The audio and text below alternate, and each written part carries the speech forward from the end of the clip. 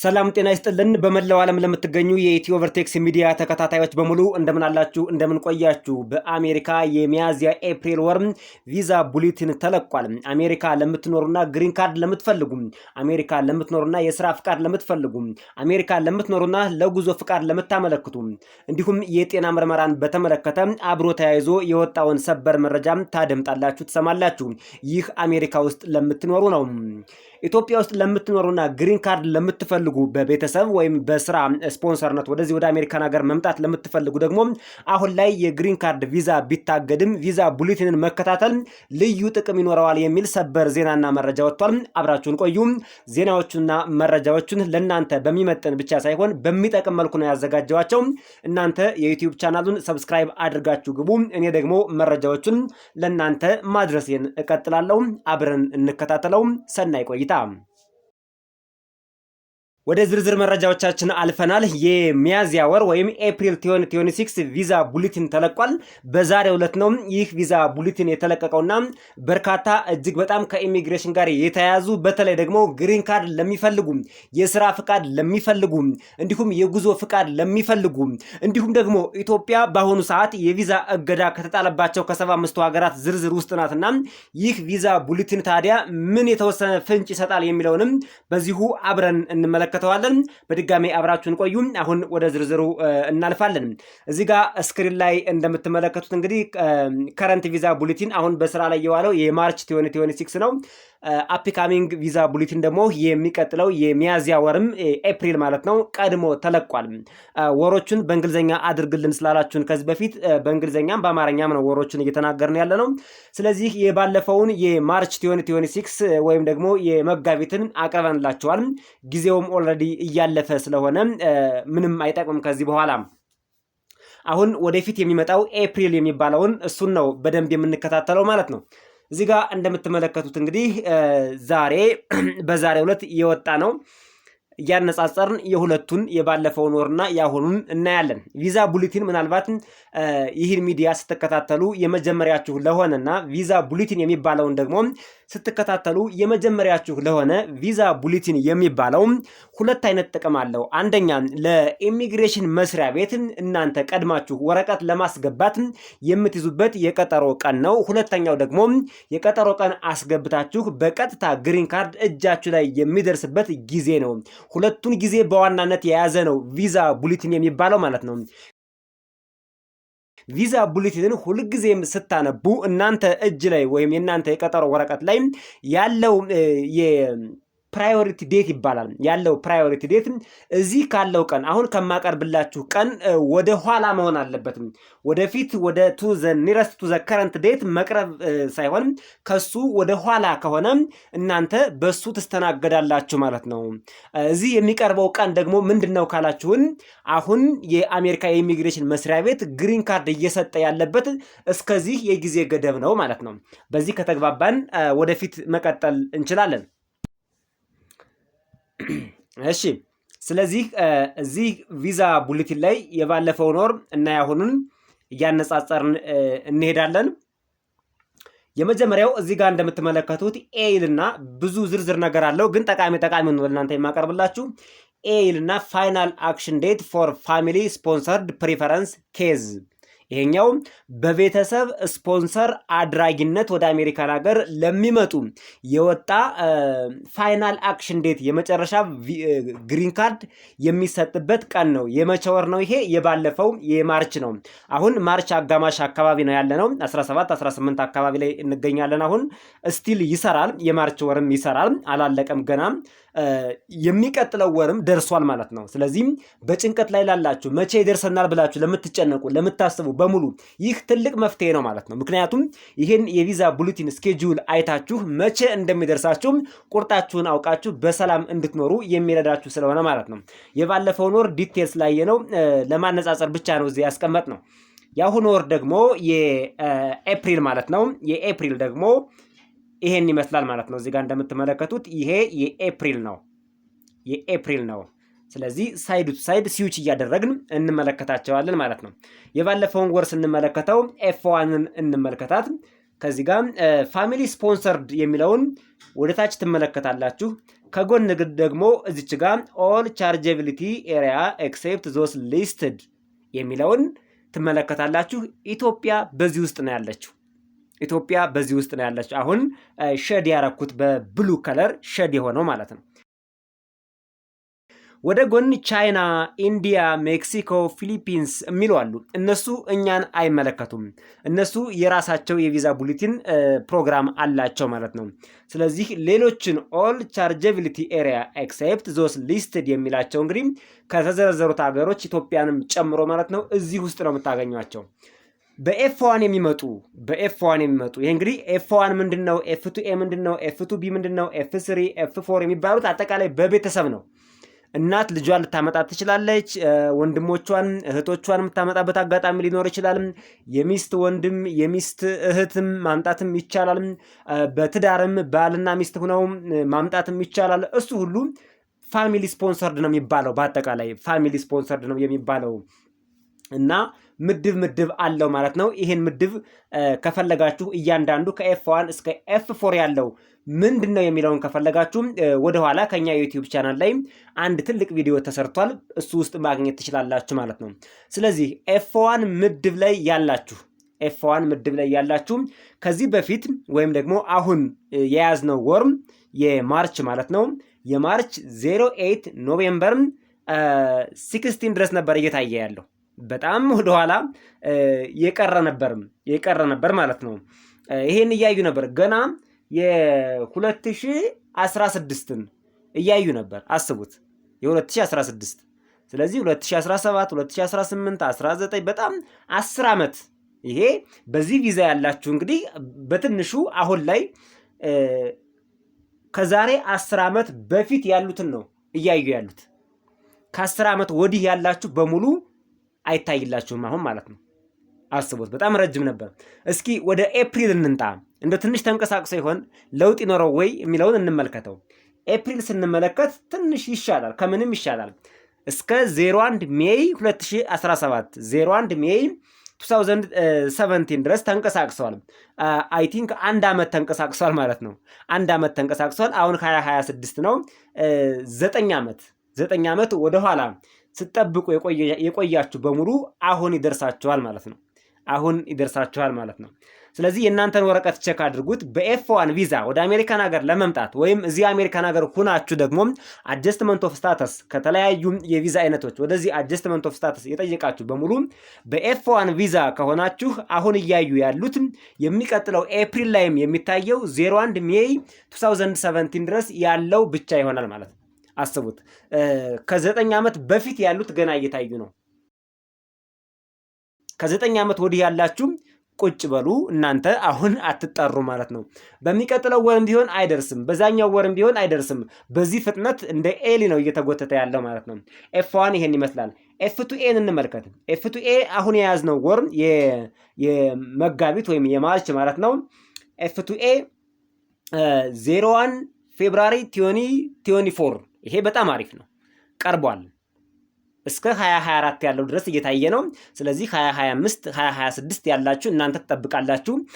ይሄኛው ግን እየታየ ነው። በጣም አሪፍ ፕሮግረስ ላይ ነው ያለው። እስኪ ደግሞ የሚቀጥለው ኤፕሪል ወር ላይ ወይም ደግሞ የሚቀጥለው ወር ሚያዝያ ላይ ያለውን ደግሞ እንመለከተው። አሁንም 01 ፌብራሪ 2024 ለውጥ የለውም ማለት ነው።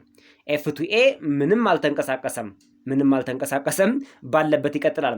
ኤፍ2ቢ በዚህ ቪዛ መምጣት የምትፈልጉም 22 ሜይ 2017 ነበር የዚህ ወር ማለት ነው።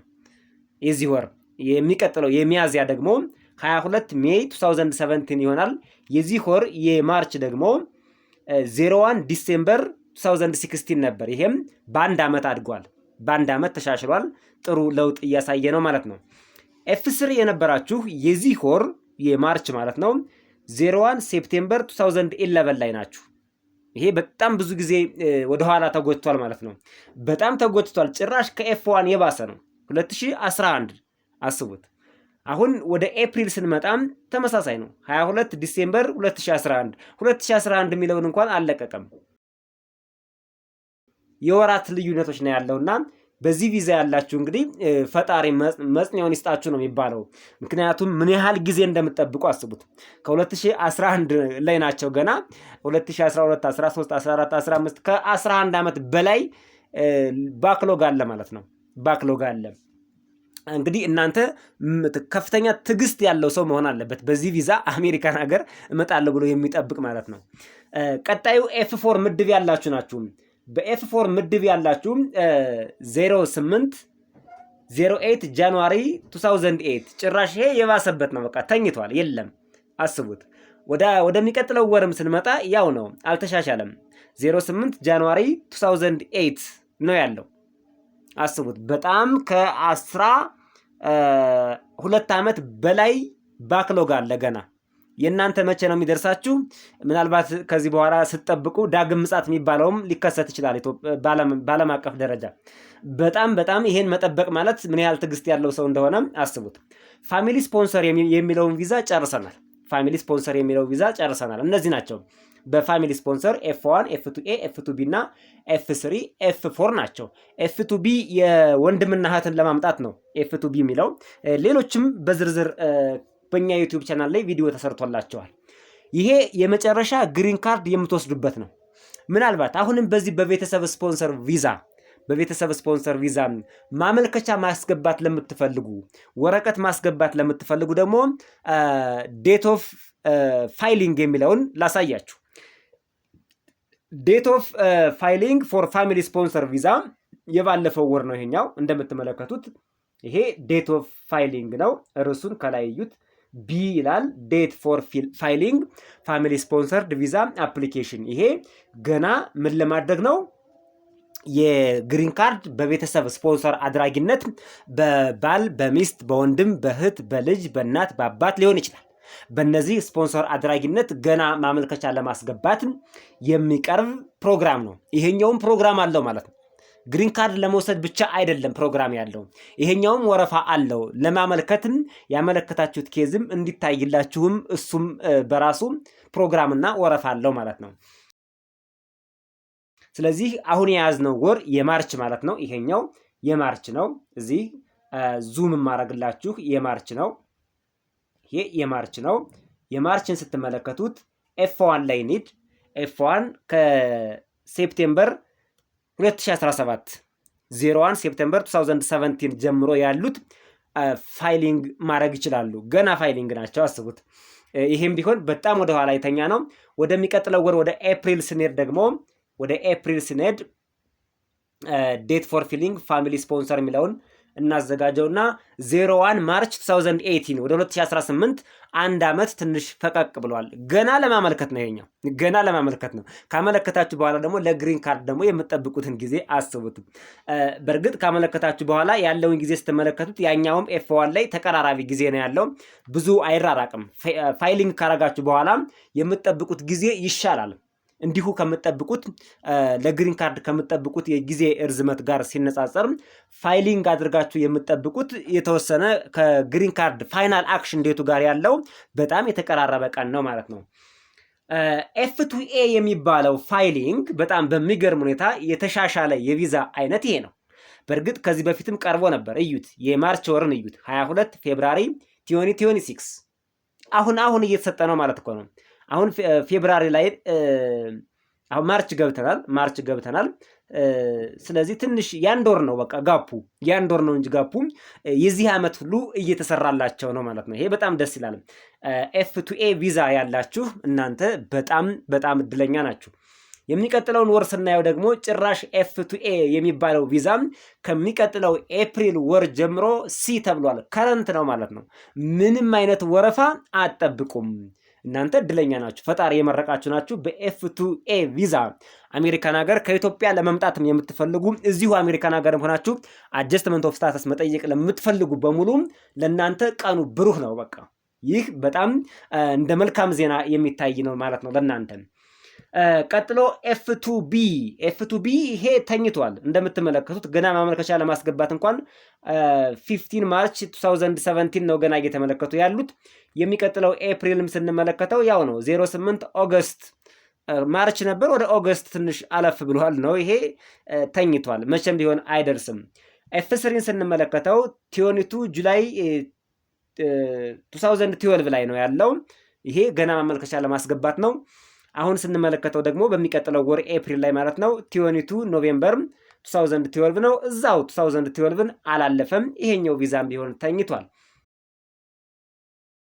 በኤፍ4 ምድብ መምጣት ለምትፈልጉ ወይም አጀስትመንት ኦፍ ስታተስ መጠየቅ ለምትፈልጉ ደግሞ ይሄ ገና 2009 ላይ ነው እያዩ ያሉት። ይሄ ደግሞ ባሰበት ጭራሽ ከ17 ዓመት በፊት ያሉትን ነው እያዩ ያሉት። ምን አይነት ቪዛ ቢሆን ነው? ሰዎች ተስፋ ቆርጠው እንዲቀሩ መሰለኝ። መቼም 17 ገና ከ17 ዓመት በፊት የጠበቁትን እየተመለከቱ ባለበት ሁኔታ ከዚህ በኋላ 17 ዓመት በኤፍ4 ቪዛ አሜሪካን እሄዳለሁ ብሎ የሚያስብ ሰው ካለ ምን አይነት ትዕግስት ያለው ሰው እንደሆነ አስቡት። የሚቀጥለውን ኤፕሪልም ስናየው ያው ነው 2019 ላይ ቆመዋል። 2009 ላይ ነው እንጂ 2019 አሪፍ ነው። 2009 ላይ ቆመዋል ማለት ነው። በዚህ ቪዛ የሚመጡ ሰዎች ሌላ ሲስተም ቢቀይሩ እንመክራለን። ረጅም ጊዜ ነው። ይሄን ሁሉ ዓመት ጠብቀውም እኮ የሚፈጠረው ነገር አይታወቅም በመሃል። ይሄን ሁሉ ዓመት መጠበቅ አሜሪካን ሀገር ለመግባት ይሄን ሁሉ ዓመት ከመጠበቅ ይልቅ ንስሐ ገብቶ ፈጣሪ ከዛሬ ነገ ይመጣል የሚለውን መጠበቅ በእጅጉ ይቀላል ማለት ነው። እንግዲህ በቤተሰብ ስፖንሰር ለምትመጡ በሙሉ ይሄ ነው። ታዲያ ኢትዮጵያ ውስጥ ላሉት ምን ጥቅም አለው? አሜሪካን ሀገር ላሉት የታወቀ ነው። ፊሊንግ ዴት ወይም ፋይሊንግ ዴት ሞልታችሁ ፋይል ስታስገቡ ግሪን ካርዱን እንኳን ባታገኙ የሚሰጣችሁ ጥቅም ይታወቃል። አንደኛ የስራ ፍቃድ ጎን በጎን ታገኛላችሁ። ይህ ትልቅ ጥቅም ነው። ምክንያቱም ገና ግሪን ካርድ እስኪወጣ ድረስ ስራ ፈታችሁ መቀመጥ የለባችሁም።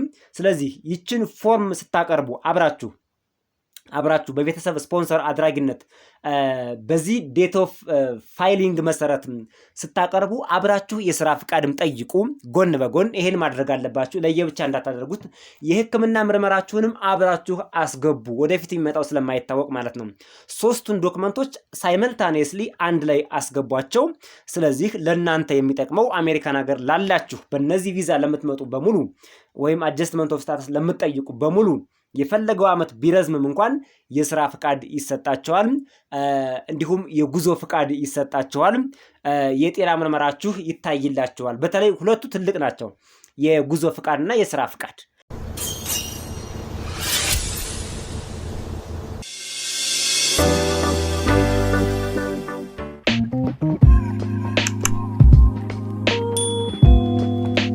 አሜሪካን ሀገር በሌላ የቪዛ አይነቱ ናችሁ አጀስትመንት ኦፍ ስታተስ እንደሞላችሁ ወይም ካልሞላችሁ በቀር ከአሜሪካ ብትወጡ ወደ ኢትዮጵያ ብትሄዱ ጉዟችሁ ኢንቫሊድ ነው የሚሆነው።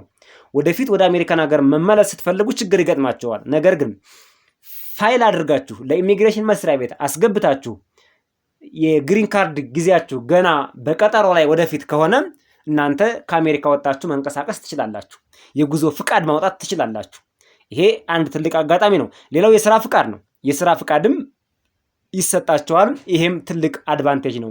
ኢትዮጵያ ውስጥ ላሉትም ያለው ጠቀሜታ ምንድን ነው? በአሁኑ ሰዓት እንደሚታወቀው የአሜሪካ መንግስት ኢትዮጵያንም ጨምሮ 75 ሀገራትን ወደ አሜሪካ በግሪን ካርድ እንዳይመጡ ሙሉ በሙሉ ተዘግቷል። ለጊዜው ነው የተዘጋው ይላል። መቼ እንደሚከፈት አይታወቅም። እስካሁኗ ሰዓትና ደቂቃ ድረስ ተዘግቷል። ስለዚህ አሜሪካን ሀገር ቤተሰብ ያለው ሰው ለምሳሌ አሜሪካን ሀገር ያለ ኢትዮጵያ ውስጥ ልጅ ያለው አሜሪካን ሀገር ያለ ኢትዮጵያ ውስጥ እህት ወንድሙን ማምጣት የሚፈልግ ልጁን ማምጣት የሚፈልግ የትዳር አጋሩን ማምጣት የሚፈልግ ቢኖር ዘመድ አዝማዱን በአጠቃላይ የሚፈቅድለትን ሁሉ በግሪን ካርድ ማምጣት የምንችላቸው አሉ። በዜግነት ማምጣት የምንችለው አለ። እሱ እንደተጠበቀ ሆኖ ህጉ እንዳለ ሆኖ ኢትዮጵያ ውስጥ ዘመድ አዝማድ ቤተሰብ ማምጣት የሚፈልግ በሙሉ ምንድነው ማድረግ ያለበት? በአሁኑ ሰዓት ኢትዮጵያ ውስጥ ላሉት ቪዛው ተዘግቷል። ጥቅሙ ምንድነው ካላችሁን፣ ይሄን ሞልተው ቪዛ ቡሌቲኑን እየተጠባበቁ በሚኖሩበት ጊዜ በመሃል የአሜሪካ የኢሚግሬሽን መስሪያ ቤት መቼ እንደሚጠራቸው ስለማይታወቅም ፕሮግራማቸውን አውቀው ስኬጁላቸውን አውቀው እነሱ ደግሞ የሚመለከታቸው የአሜሪካ ቪዛ ሴንተር ነው፣ ናሽናል ቪዛ ሴንተር ነው አሁን የሚያስገቡት። ስለዚህ ኢትዮጵያ ውስጥ ያላችሁ አሜሪካን ሀገር በቤተሰብ ስፖንሰር መምጣት ለምትፈልጉ በሙሉ አሁን ፋይል ማድረግ ትችላላችሁ። ፋይል አድርጋችሁ ክፍያውን ለናሽናል ቪዛ ሴንተር የሚጠበቅባችሁን ክፍያ ከፍላችሁ አሻራ ሰጥታችሁ ዶክመንት ሰጥታችሁ ለግሪን ካርድ ለፋይናል ግሪን ካርድ ቪዛም ቀጠሮውን በትዕግስት መጠበቅ ብልህነት ነው። አንደኛ ፕሮግራሙ ሲከፈት ኢሚዲየትሊ ቅድሚያ የሚሰጣችሁ ለእናንተ ነው። አሁን ተዘግቷልና ፋይል አላደርግም ያለ ሰው ግን ምናልባት የኢትዮጵያ ቪዛም የዛሬ ዓመት ቢፈቀድ ያኔ ሁሉም ሰው ቪዛ ማመልከት ላይ ስለሚገባ ወረፋ ይበዛል፣ ባክሎግ ይበዛል፣ ጫና ይበዛል። አሁን ግን ብዙ ሰው ቪዛ ተዘግቷል በሚል ሰበብ እያመለከተ ስላልሆነ አመልክታችሁ መቀመጥን የመሰለ ነገር የለም ለማለት ነው። የቤተሰብ ስፖንሰር ቪዛ ይሄን ይመስላል። ቀጣዩ ደግሞ የምንመለከተው በስራ ለምትመጡ ነው። በኢምፕሎይመንት ስፖንሰር ቪዛ አሜሪካን ሀገር እንግዲህ ግሪን ካርድ ለማግኘት መንገዶቹ ብዙ ናቸው። አንድ መንገድ ብቻ አይደለም። ዲቪ አለ፣ በትዳር አለ፣ በስራ አለ፣ በቤተሰብ አለ፣ በእናት በወንድም በእህት ማለት ነው። በእነዚህ አይነት የቪዛ አይነቶች ወደ አሜሪካን ሀገር መምጣት ይቻላል ማለት ነው። ቀጥሎ የምናየው ደግሞ ፋይናል አክሽን ዴት ፎር ኤምፕሎይመንት ቤዝድ ፕሪፈረንስ የተለየ ሙያ ብቃት ያላቸው የተለየም ብቻ ሳይሆን ዲግሪ ያላቸው አሜሪካን ሀገር ሰራተኞችን ከኢትዮጵያም ከመላው ዓለም አምጥታ ማሰራት ትፈልጋለች በስራ ስፖንሰር። ታዲያ በስራ ስፖንሰር ወደ አሜሪካን ሀገር የምታመጣቸው እነዚህ የቪዛ አይነቶች ፈርስት፣ ሰከንድ፣ ሰርድ እየተባሉ የሚጠሩት ከኤች1 እስከ ኤች5 የሚደርሱ ናቸው። እነዚህ ቪዛዎች በእነዚህ ቪዛ ወደ አሜሪካን ሀገር የሚመጡ ሰዎች መጥተው መስራት ብቻ አይደለም፣ ግሪን ካርድ ያገኛሉ። ግሪን ካርድ የማያስገኙ ሌሎች የስራ ቪዛዎች አሉ። እነዚህ ኤች1 ቢ የሚባል ቪዛ አለ። ለምሳሌ ለ5 ዓመት የሚያገለግል ነው። ግሪን ካርድ አያሰጥም። ሌሎቹም በጊዜያዊነት አሜሪካን ሀገር ገብተን ሰርተን እንድንመለስ የሚያደርጉ በርካታ የቪዛ አይነቶች አሉ። እነሱ ግሪን ካርድ አያሰጡም። እዚህ ጋር ግን የምንዘረዝረው ግሪን ካርድ የሚያሰጡትን የቪዛ አይነቶች እነሱን ነው። ስለዚህ ፋይናል አክሽን ዴት ስንመለከት አሁን የያዝነው ወር ፈርስት ምድብ ላይ ያላችሁ ፈርስት ምድብ የሚባሉት እንግዲህ በጣም የተለየ ልዩ ችሎታ ያላቸው ዓለም አቀፍ ተቋማት ላይ የሚሰሩ ለምሳሌ ኢትዮጵያዊ የሆነው ዶክተር ቴዎድሮስ አድሃኖም የዓለም ጤና ድርጅት ውስጥ ይሰራል። አሜሪካ መሄድ ቢፈልግ በፈርስት ቪዛ ነው የሚሄደው ማለት ነው። ኢትዮጵያ ውስጥ ያሉ በጣም ዌል ናውን የሆኑ እግር ኳስ ተጫዋቾች የሉም እንጂ ኢትዮጵያ ውስጥ ለእግር ኳስ የታደልን አይደለንም እንጂ ለምሳሌ እንደነ ሮናልዶ እንደነ መሲ አይነት የእግር ኳስ ተጫዋቾች ዌል ናውን የሆኑ እነሱ አሜሪካን ሀገር ዜግነት ቢፈልጉና በስራ ስፖንሰር ቢያመለክቱም ከረንት ናቸው። ወረፋ አይጠብቁም። እነሱ ኢሚዲየትሊ ነው የሚሄዱት ማለት ነው። አሁንም ኤፕሪልም ላይ ብንመጣም ኤፕሪልም ወደ የሚቀጥለው ወርም ብንመጣም ምንድነው ያደረጓቸው? ያው ከረንት ነው። እነሱ ከረንት ናቸው። ሌላው በሰከንድ ምድብ ያሉ ደግሞ እነዚህ ፕሮፌሰሮች፣ ተመራማሪዎች፣ በጣም የተማሩ ፒኤችዲ ያላቸው ስፔሻላይዝ ያደረጉ እነሱ ናቸው። ከመጀመሪያዎቹ ትንሽ በቁጥርም በዛ ይላሉ፣ በተፈላጊነትም በተወሰነ መልኩ ዝቅ ሊሉ ይችላሉ። እነሱ አሁን የያዝነው ወር ላይ ስንመለከተው እስከ 15 ኦክቶበር 2024 ይኸው እዚች ጋር በብሉ ሸድ ያደረግናት ማለት ነው። እስከዚህ ጊዜ ድረስ እየተሰጠ ነበር። አሁን እየተሰጠ ነው። የሚቀጥለው ወር ግን በጣም ጥሩ ዜና አለ። ከረንት ሆናችኋል እናንተ፣ ወረፋ አትጠብቁም። በጣም የሚገርም ነው። በዚህ ቪዛ መምጣት ለምትፈልጉ አጀስትመንት ኦፍ ስታተስ መጠየቅ ለምትፈልጉ እንኳን ደስ አላችሁ። ወረፋ ከመጠበቅ ወጥታችሁ ከረንት ሆናችኋል። ይሄ የመጨረሻ ግሪን ካርድ ለማግኘት ፋይናል አክሽን ዴት ነው። ለማመልከት ገና ወደታችን እንመለከተዋለን። በሰርድ ምድብ ያላችሁ፣ ሰርድ ምድብ ደግሞ እነዚህ የተማሩ ናቸው፣ ዲግሪ ያላቸው ወይም ደግሞ የታወቀ ሙያ ችሎታ ያላቸው፣ ልዩ ችሎታ ያላቸው እና እነዚህ የሙያ ፈተናዎች ምናምን ወስደው የሚገቡ ናቸው።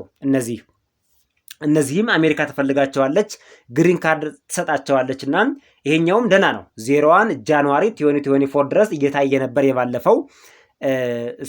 የባለፈው 01 ኦክቶበር 2023 ነበረ። ገና ጥቅምት 2023 ድረስ እያዩ ነው። አሁን የሚቀጥለው ወር ላይ ግን ምን ይሆናል መሰላችሁ? ኤፕሪል ላይ 01 ጁን 2024 ድረስ ይመጣል። ከአንድ ዓመት በላይ 1 ዓመት ከ4 ወር ምናምን አካባቢ ተንደርድሮ መጥቷል ማለት ነው። ደስ ይላል። ጥሩ እየተጓዘ ነው። ደህና ነው። አዘር ወርከር የሚባሉ ደግሞ አሉ። አዘር ወርከር የሚባሉ አሉ። እነዚህ ብዙም አዘር ወርከር የሚባሉት ምንድናቸው? ዲግሪ ላይኖራቸው ይችላል። የሙያ የምስክር ወረቀት የሚፈልጉ ናቸው። ማረጋገጫ የሚፈልጉ ናቸው። እንዲሁም የአሜሪካ መንግስት በዚህ ሙያ የሚመጡት አሜሪካን ሀገር ውስጥ በዚህ ሙያ እጥረት አለብኝ፣ የአሜሪካውያንን የስራ ዕድል አይሻሙም ብሎ ማረጋገጫ የሚሰጣቸው ነው የሚላቸው። ዝርዝር ሁኔታዎች አሉት። ለማንኛውም የባለፈውን ወር ስንመለከተው ከ01 ኖቬምበር 2021 ድረስ እየተመለከቱ ነበር። አሁን ደግሞ ስንመጣ ያው ነው፣ ለውጥ የለውም። አዘር ወርከር በዚህ ቪዛ የምትመጡ ለውጥ የለውም፣ እየተንቀሳቀስ አይደለም። በምድብ 4 ያላችሁ 15 ጁላይ 2022 ድረስ አሁን እየታየ ነው። አሁን ማርች ላይ እየታየ ነው። ማርች ላይ 15 ጁላይ 2021 ያ እየታየ ነው። ይሄኛው ኤፕሪል ነው። ኤፕሪል 15 ጁላይ 2022 አንድ ዓመት ተሸጋግሯል። አንድ ዓመት ወደፊት እየመጣ ነው፣ ወደኛ እየቀረበ ነው። ጥሩ ነው ማለት ነው። ሰርቴን ሪሊጂየስ ወርከር የሚባሉ አሉ ደግሞ የተለየ የሃይማኖት አገልጋዮች፣ እነሱ የሚሄዱበት ቪዛ ነው። የባለፈውን ወር ስንመለከተው 15 ጁላይ 2021 ድረስ እያዩ ነበር። አሁንም ይሄም ቆንጆ ፕሮግረስ አለው። 15 ጁላይ 2022 ድረስ ወደፊት እየመጣ ነው፣ እየቀረበ ነው።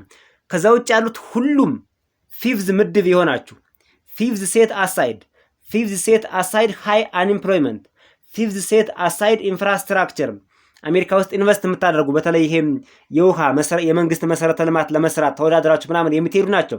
እነዚህ በእርግጥ ከበድ ያለው የቪዛ አይነቶች ናቸው። በርካታ ትውልደ ኢትዮጵያውያን የሚያገኟቸው አይመስለንም። ለማንኛውም ከዚህ በታች ያሉት የቪዛ አይነቶች በሙሉ ከረንት ናቸው፣ ወረፋ የላቸው። ኤፕሪልም ላይ ብትመጡ ወረፋ የላቸው። ይኸው ሁሉም ወረፋ የላቸው ማለት ነው። ይሄ ኤፕሪል ነው። አሁን ዙም የማደርገው ኤፕሪል ነው። ወረፋ የላቸው ማለት ነው። ፊፍዝ አንሪዘርቭድ የሚባሉ ደግሞ C5 T5 I5 R5 NU RU የሚባሉ ሳብ ብራንች የሆኑ የቪዛ አይነቶች በውስጡ አሉት ማለት ነው።